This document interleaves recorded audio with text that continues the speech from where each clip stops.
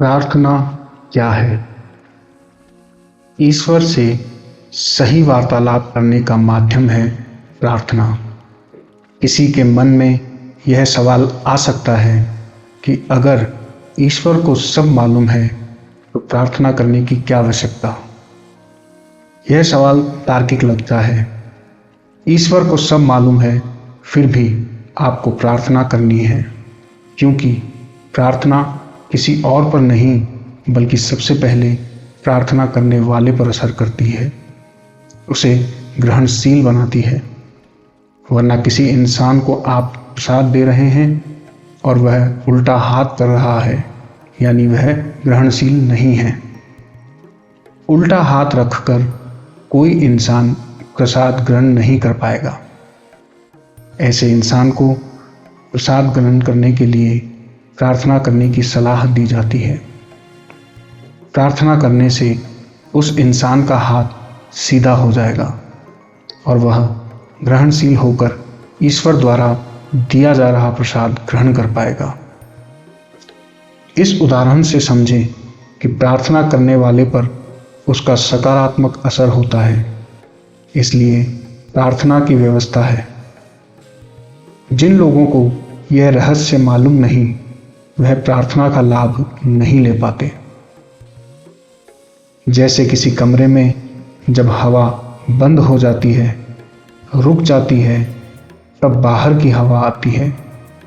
कमरे में जब खालीपन तैयार होता है, तभी बाहर से इतनी जोर से हवा आती है कि लगता है तूफान आया।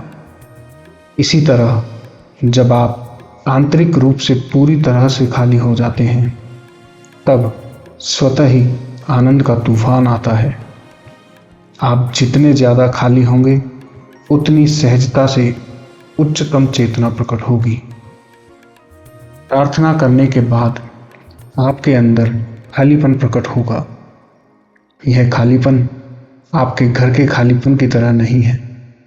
साधारणतः लोग नई वस्तुएं रखने के लिए घर में जगह बनाते हैं, किंतु प्रार्थना में आपको ईश्वर की उपस्थिति के लिए आंतरिक रूप से खाली होना है। कुछ लोग घर के सामान के साथ इतने जुड़ जाते हैं कि सालों साल सामान को संभाल कर रखते हैं।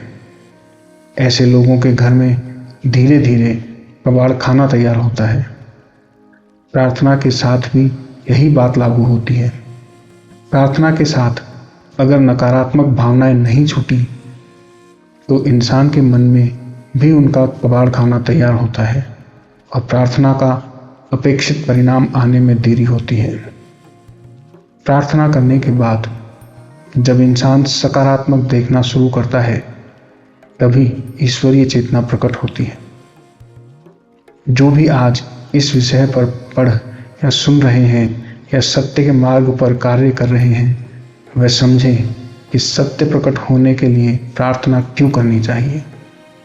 प्रार्थना आप स्वयं को माफ कर पाए और प्रेम कर पाए, इसके लिए उत्तम रिमाइंडर है। स्वयं के साथ प्रेम बढ़ने से आप व्यसनों से भी मुक्त हो जाएंगे।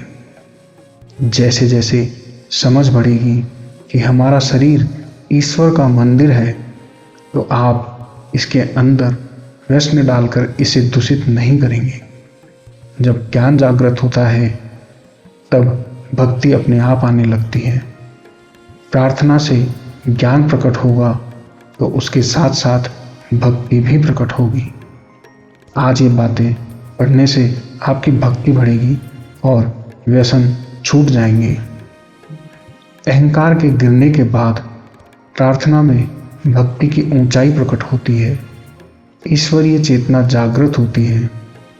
इंसान के साथ जैसे उच्चतम की तरफ बढ़ने की संभावना है, वैसे ही निम्न चेतना में गिरने का खतरा भी है।